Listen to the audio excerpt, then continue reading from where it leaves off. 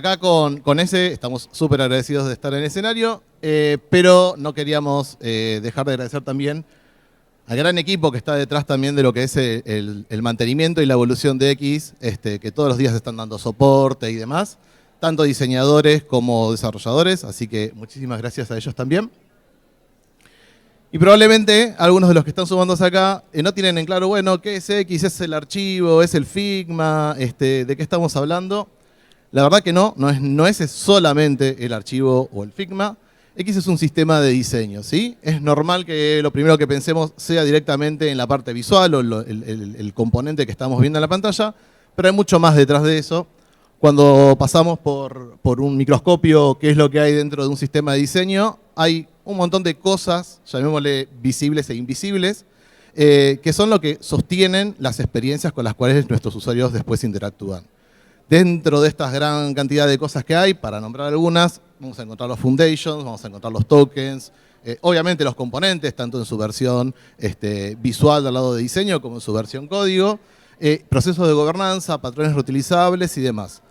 Normalmente la analogía para explicar esto del sistema de diseño suelen ser lo de los bloques de Lego. En parte está bien, pero es mucho más que eso. No es solamente los bloques, los tamaños, los colores distintos que tenemos y las configuraciones, también es cómo los podemos ensamblar en componentes un poquitito más elaborados para de repente empezar a generar otras cuestiones. Obviamente, después queda en manos de los product designers si con esos bloques de Lego terminan construyendo o un barco pirata, o el halcón milenario, o una estación de bomberos. Cuando hacemos un doble clic en los componentes que terminan utilizando los diseñadores, vamos a encontrar que hay un montón de decisiones y estas son solamente algunas. Por ejemplo, los colores, los assets, los estilos de texto y todo eso solamente en uno de los componentes, pero esas decisiones atraviesan el resto de los componentes que tenemos. No solamente de su familia, como por ejemplo si necesitamos agregarle un botón de cruz para cerrarlo, también atraviesan otros componentes que no tienen nada que ver, que tienen otras funciones distintas, pero que realmente terminan haciendo que sean parte de la misma familia.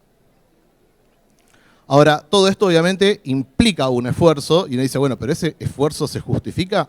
Obviamente nosotros creemos que sí, y porque principalmente dan 4 ventajas, entre otras muchas que también podemos nombrar, pero las 4 principales son velocidad, ¿sí? Porque lo que estamos generando son componentes reutilizables que los equipos pueden utilizar sin necesidad de volver a codear una y otra vez el mismo tipo de componente y de elemento.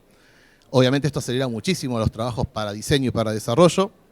También nos permite la consistencia, y no hablo de la consistencia de obsesivos, que también lo somos porque somos diseñadores y desarrolladores y también somos un poco obsesivos, pero es una cuestión también de qué es lo que nos permite esa consistencia. Nos permite que en una aplicación como Naranja X, que es un ecosistema gigante con un montón de productos diferentes, el usuario a medida que va atravesando las experiencias se vaya encontrando con algo familiar, algo que ya lo conoce, ¿sí? Imagínense si en cada instancia tuviésemos un botón diferente o un color diferente para avisarle un mensaje de warning o algo por el estilo, probablemente a los usuarios les costaría muchísimo más poder entender cómo funciona nuestra aplicación.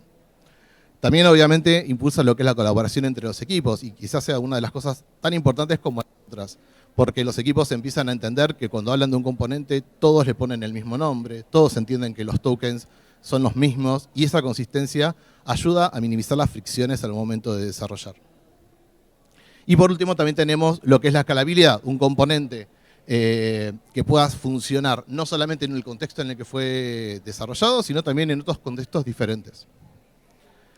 La verdad es que lo que hacemos con el sistema de diseño básicamente es sistematizar estas decisiones tanto de diseño como de desarrollo para que los equipos de producto realmente puedan poner foco en qué es lo que quieren innovar que genera valor extra. No nos sirven equipos que estén reutilizando o haciendo una y otra vez los mismos componentes, sino que realmente piensen cómo mejorar esa experiencia. Ahora bien, para contar un poco este camino de cómo llegamos a un sistema vivo, por qué le hablamos de un sistema vivo, es necesario ir al comienzo de todo esto, y para eso tenemos que hacer un poquito de historia, cómo fue el nacimiento de X. Cada sistema de diseño, cuando uno empieza a analizar, les va a contar una historia desde dónde viene, de cómo fue creado y demás. X no es la excepción. Y para poder repasar esa historia, nos tenemos que remontar allá por el 2020, cuando estábamos empezando a acostumbrarnos a usar el barbijo y el alcohol en gel todos los días. Estaba ocurriendo un hito importantísimo para Naranja X, que era la fusión de 2 aplicaciones. Estaba por un lado tarjeta naranja, por otro lado estaba Naranja X, Y eran dos universos diferentes. Del lado de tarjeta naranja teníamos un sistema de diseño que se llamaba Sumo, que permitía resolver muchas cosas, pero ya estaba llegando como a un final de ciclo. Y era una aplicación centrada principalmente en cuestiones de tarjeta. Por el otro lado, con Naranja X, teníamos un UI Kit, todavía no era un sistema de diseño, no había una documentación, pero teníamos bien en claro cuál era el norte visual que queríamos ir con ese sistema. Obviamente la aplicación era muy diferente a lo que es hoy por hoy, era una aplicación principalmente basada en cuentas, en tarjeta de débito y en recargas. Pensemos que por ahí es un ecosistema que podemos hacer hasta cobros, así que estábamos hablando muchísimo tiempo atrás. Pero bueno, había que tratar de congeniar estos dos universos y ver cómo construíamos algo para que a partir de ahí podamos evolucionar. Obviamente, en este contexto de la fusión, había una cuestión de prioridades. Tenemos que salir con la migración de los productos, había que hacer un rebranding. Pensemos que del lado de tarjeta naranja, la mayoría de los productos vivían en un entorno web y teníamos que traerlo a un entorno nativo en la aplicación. Eso era un desafío enorme y nos demandaba muchísima agilidad, el poder agarrar y resolver rápido muchas cuestiones con equipos que también se estaban formando o estaban terminando de reacomodarse en ese momento. Eso, de vuelta, implicaba ser súper ágiles y generar a veces acuerdos mucho más rápidos de lo que realmente se podría llegar a hacer en un estadio normal. Por lo tanto, entre los equipos nos fuimos juntando, fuimos atravesando distintas etapas de restyling, de poder hacer las migraciones más rápidas y demás, y después los equipos fueron teniendo alguna autonomía. Ahora seguramente se preguntarán, ¿por qué en un contexto en el que estamos haciendo tantas cosas hablamos que es una librería estática? La verdad es que el problema es que se iba avanzando demasiado rápido, pero todavía nos faltaban generar algunos acuerdos para que eso sea mucho más robusto y pueda justamente pensar en una evolución a futuro. Los equipos estaban disponibilizando algunos componentes que no había documentación tan completa, se sometía medio a interpretación de cómo lo podíamos utilizar y eso fue generando como inconsistencias a lo largo del tiempo. Entonces realmente no era suficientemente robusto como con ese nos gustaría que sea. Por lo tanto, el año pasado fue como nuestro punto de inflexión. Dijimos, bueno, ok, ahora que tenemos un equipo de Ops ya 100% conformado, teníamos al equipo de S que está ahí para poder centralizar el desarrollo de los componentes. Dijimos, ok, tenemos que hacer un cambio, no es solamente un cambio técnico de hacer un componente de vuelta, sino que también es un cambio cultural, ¿no? Empezar a trabajar también lo que es este mindset de cultura de sistema, entender que yo tengo que utilizar esto porque realmente me genera las ganancias que estamos buscando y demás, y tiene que ser lo suficientemente robusto y flexible para todos los equipos. Y ahí es cuando comenzamos, allá por el 2024, a hacer este camino para poder transicionar hasta lo que nosotros llamamos un sistema vivo. ¿Qué es lo primero que tuvimos que sentarnos? A ver, no estamos partiendo de cero, que es a veces el escenario ideal para muchos equipos. Dicen, bueno, todavía no tengo nada, puedo empezar a construirlo como yo quiero. Teníamos un escenario en el cual es un sistema que estaba funcionando, que tenía oportunidades de mejora y que había que empezar a ver cómo lo podíamos eficientizar. Lo primero que empezamos a tomar es, bueno, creemos los procesos de gobernanza que necesitamos para que esto de entrada pueda escalar a futuro sin tantas fricciones. Pensemos también cómo los podemos mover con procesos como, por ejemplo, de versionado, de namings o criterios de aceptación para garantizar que la calidad de los componentes que estamos entregando a partir de este momento cumplan con el estándar que nosotros nos imponemos. También veamos cómo documentamos para que la documentación no se termine perdiendo. Hay muchas veces que nos vamos para el lado de documentar como si fuera un manual gigante por cada componente y eso no termina siendo útil, y otras veces que la documentación es muy poca. Entonces, buscar cuál es ese punto medio y cómo también nos vamos organizando un changelog para que los usuarios, que son nuestros diseñadores y desarrolladores, entiendan qué es lo que va cambiando dentro de los componentes. Y por último, y no menos importante, cómo disponibilizamos esos componentes, ¿sí? Era clave poder tener un caminito, un recorrido que entendamos, arranca desde acá, desde donde ya estamos, cómo ese componente termina saliendo listo para que lo puedan utilizar todos los equipos. Obviamente éramos una fusión de dos equipos que teníamos que pensar en ceremonias, espacios, canales, herramientas. Todo eso fue lo primero que priorizamos. Y acá está más o menos de forma más simple. Es un poquitito más complejo en la realidad, pero de forma simple este es el recorrido que nosotros planteamos. Donde tenemos dos instancias de ownership bastante claros, una de UX y otra de IT. Esto no quiere decir que trabajemos como silos para nada, porque somos un squad básicamente, pero sí es importante entender quién tiene owner sobre algunas decisiones para poder agilizar, ¿no? Obviamente comienza desde el lado de UX, donde tenemos que estar revisando los componentes, adaptándolos y documentándolos, para luego transicionar a la parte de IT, donde se encargan del desarrollo, y garantizando siempre que a lo largo de todo el proceso podamos tener comunicación fluida entre los dos equipos. Yo voy a comentarles un poco del lado de UX, y después le voy a pasar la posta a ese para que cuente del lado de IT. Del lado de UX, el foco estaba en tres instancias, básicamente. Por un lado, la auditoría y la priorización, y por otro lado, la documentación, entendiendo que la documentación es tanto el entendimiento y el refactor en algunos casos de algunos componentes, y también la documentación y el delivery para que el equipo lo pueda desarrollar. Ahora bien, cuando priorizamos de qué estamos hablando, la verdad que la auditoría es bastante compleja, sobre todo porque es un sistema, como les decía, que ya estaba funcionando. Teníamos que revisar qué pasaba con los componentes. Teníamos una multiplicidad de componentes que a lo mejor ya estaban en desuso, porque recordemos, instancia de fusión, era necesario resolverlos y capaz ya habían cumplido su ciclo de vida. Otros componentes que a lo mejor se superponían con otros desde lo visual, o ocurría lo contrario, eran componentes muy diferentes pero que resolvían la misma necesidad. Eso implicaba poder revisar cada uno de los casos y poder priorizarlos. ¿Cómo los íbamos a querer tomar? Para eso tuvimos que establecer criterios de criticidad media, alta, baja, para poder entenderlos y poder construir un roadmap de cómo lo íbamos a estar abordando. Obviamente tenemos que considerar un montón de otros factores, como la frecuencia de uso, el impacto de meternos con alguno de los componentes, cómo le afectaba a los equipos que lo estaban trabajando, tratar de ir garantizando que las comunicaciones después, a posterior, sean lo más eficientes posibles. Luego vino la instancia de entendimiento y refactor. Ya sabíamos qué componentes teníamos que empezar y en qué orden empezar a tomar. Obviamente, ahí para poder hacer el entendimiento era necesario poder ir a contactar a algunos diseñadores, entender cómo realmente los estaban utilizando. Había muchos casos que el componente estaba pensado desde una forma, pero como lo estaban utilizando era otra. Entonces entender, bueno, qué es lo que hay que optimizar ahí. ¿Es del lado del componente o ampliar las formas de uso? Y también implicaba un refactor en algunos casos, no solamente por una cuestión visual, también una cuestión técnica. Pensemos que cuando salió en su momento la versión de X, Figma, por ejemplo, tenía otros tipos de herramientas y hoy por hoy nos permite generar tokens, nos permite usar propiedades y un montón de otras cuestiones. Por último, la documentación, donde generamos la documentación correcta del componente para que lo puedan consumir los distintos equipos, pensando también en cuestiones de accesibilidad, por ejemplo, qué ocurre cuando la tipografía del usuario se utiliza más grande, cómo debería comportarse el componente, cuestiones de color, de contraste, cómo el lector de pantalla tiene que interpretarlos, y también versatilidad, documentando los casos de uso que tienen que tener los distintos componentes para mostrar justamente cómo una misma solución reutilizable puede funcionar en distintos contextos. Como resultado de esto, acá les traigo algunos números. Teníamos originalmente 170 componentes y hoy por hoy, todavía es un proceso vivo, así que esto puede ir cambiando con el minuto a minuto, pero hoy por hoy estamos en 60 componentes. Es una optimización enorme. Ahora la pregunta es, ¿está mal que eran 170 componentes? La respuesta es que no. Hay sistemas que pueden tener hasta 2000 componentes o muchos más todavía. Lo importante es que los componentes que estén sean los que tienen que estar.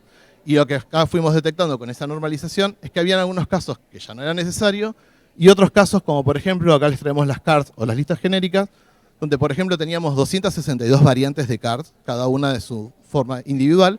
Eran muchísimas porque de repente las diferencias no eran tan relevantes o de repente a los usuarios, que son de vuelta nuestros diseñadores, al momento de tener que elegir una, no es lo mismo elegir una entre 260 o una entre 4. Y mucho del esfuerzo también en los nuevos componentes que fuimos disponibilizando es asegurarnos de que todo se pueda setear de las propiedades del costado del componente. Cuando uno ve Figma, te da todos los settings y uno lo puede modificar desde ahí. ¿Por qué? Porque básicamente eso minimiza también el riesgo a una libre interpretación. Si yo tengo que meterme dentro de las capas y empezar a cambiar cosas desde ahí, el margen de error es mucho más grande. Con las listas genéricas pasa algo similar, donde de repente no eran 200 y pico, eran 24, pero también logramos optimizar. Te paso. Bueno, muchas gracias, Leo. ¿Cómo están? Buen día.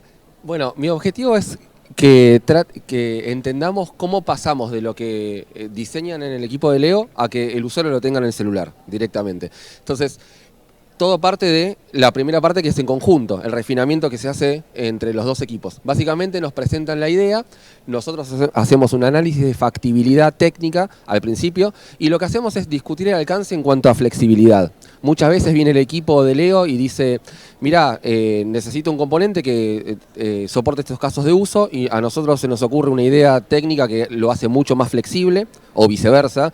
Tal vez vienen con algo muy genérico y nosotros tenemos que bajarlo a algunos casos de uso para una primera iteración. Entonces, eso se da todo dentro de la primera fase. Luego viene la fase que es de IT propiamente dicho. Esas son 3 etapas. La primera es refinamiento técnico. No me voy a poner a meterme mucho en detalle, pero básicamente se crean las user stories, se discute, se hace la estimación y en base a eso se plantea un roadmap. Después se implementa, básicamente desarrollamos el componente. Cuando terminamos de desarrollarlo, se lo damos al equipo de Leo en una aplicación de test, en un entorno controlado, donde se pueden ver todos los casos de uso. Tenemos algunos controles que muestran cómo se comportaría el componente en cada uno de los casos. Y luego, bueno, eventualmente corregimos errores. Ahora, por último, ¿cómo pasa a estar en el celular del usuario final? Básicamente, nosotros primero disponibilizamos una nueva versión de la librería. Después vienen los equipos, no sé, viene el equipo de tarjetas, el equipo de préstamos y utilizan esos componentes y en la nueva versión directamente ahí lo vamos a ir viendo que se despliega de forma progresiva a todos los usuarios. De esa manera nosotros podemos ir también sacando métricas del uso para mejoras y demás. Ahora, lo que nos está pasando, que al principio era un problema y lo logramos solucionar, es que los equipos vienen con pedidos de cambios, pedidos de casos de uso que no se contemplaban. Entonces, lo que hicimos es, lo empezamos a meter en un proceso en el cual tratamos de que nosotros no seamos el cuello de botella. Si todos los equipos que trabajan en la compañía vienen a la vez 5 equipos y nos piden cambios, nos piden extender un componente, nos piden que soporte otros casos. Muchas veces mi equipo, que somos 11 personas y que estamos con otros temas también, no da abasto para soportar esto. Entonces hicimos un proceso de federalización. ¿En qué consiste este proceso? Básicamente viene el equipo con la necesidad, UX valida si es una necesidad que se puede extrapolar a la compañía en sí, o es algo muy puntual de tu caso de uso, y en base a eso, ¿qué hacemos? Decidimos si hay que sumarlo a X o no. Muchas veces la respuesta es no, es algo muy específico de tu proceso o de tu flujo, entonces directamente lo implementás en tu librería. Ahora, si es algo que vemos que puede aportar valor, que puede ser reutilizable, que genera una identidad de la marca y que en muchos flujos puede ser utilizado, ahí lo que hacemos es decidir que forma parte de X y ahí nosotros hacemos una estimación. Luego de esa estimación decimos, mira, Mobile Platform, que es mi equipo, lo va a tener listo en tal fecha. Si le sirve a ese equipo, buenísimo, y si no le sirve porque lo necesita antes, bueno, lo desarrollan ellos, no hay ningún problema. Lo desarrollan, hacemos las pruebas necesarias y termina sumándose a la librería en la próxima versión. Ahora, voy a mechar un poco con las cosas que nos quedaron más allá de ir creciendo la librería en componentes. Y una de ellas es cómo garantizamos que esto funcione de una forma adecuada y con la calidad necesaria.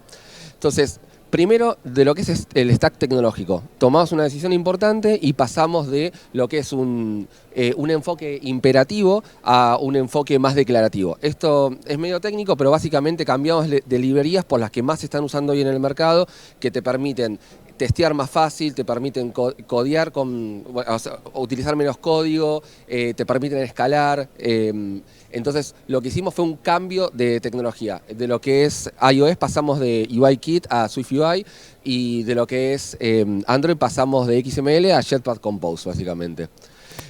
Después, lo que pedimos es una serie de buenas prácticas para poder incluir un componente en la librería. Dentro de ellas están desde seguir las guías de diseño de APIs que proveen Google, que provee Apple, el tamaño de los componentes. Preferimos 1000 veces 2 componentes, 3 componentes chicos a uno grande porque nos da mucha mayor flexibilidad, justamente. Dinamismo. Es decir, evitar valores duros, evitar márgenes escritos hardcodeados, como quien dice, basarnos en el uso de tokens. El token es para fuentes, para colores, no tener valores duros. de lo que es declaratividad también, que sea autoexplicativo el componente, que si un programador entra ya vea la documentación y directamente entienda claramente con el nombre del método o con algunas líneas de comentario cómo se utiliza. Después, algo muy importante son los ejemplos. Tenemos la aplicación de pruebas que se la damos al equipo de Leo, que también sirve para que puedan probar los mismos programadores cómo se utilizan en distintos casos.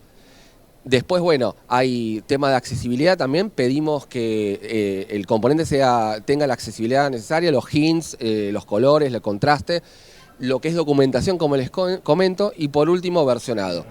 Medio a grandes rasgos, lo que hacemos es, pasamos por una serie de filtros, lo que los equipos van implementando, para que podamos garantizar una cierta calidad en el código y en los componentes.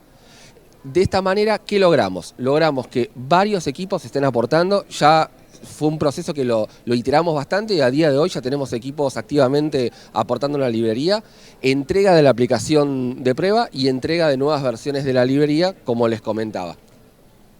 Entonces, para cerrar, vamos con algunas recomendaciones que estuvimos pensando con Leo. La primera es ser estratégicos con el esfuerzo y los tiempos. Tenemos que definir las prioridades del sistema. Después, por el otro lado, no dejes para mañana lo que podés documentar hoy. O sea, lo que no se documenta, por experiencia y por malos ejemplos, justamente, se termina reinventando la rueda, básicamente. Entonces, si vamos a estar muchos equipos metiéndole mano, es clave que se documente, aunque sea en el código, en el Figma, o sea, valerte de documentación que te permita no ser ambiguo y reutilizar las cosas a sabiendas.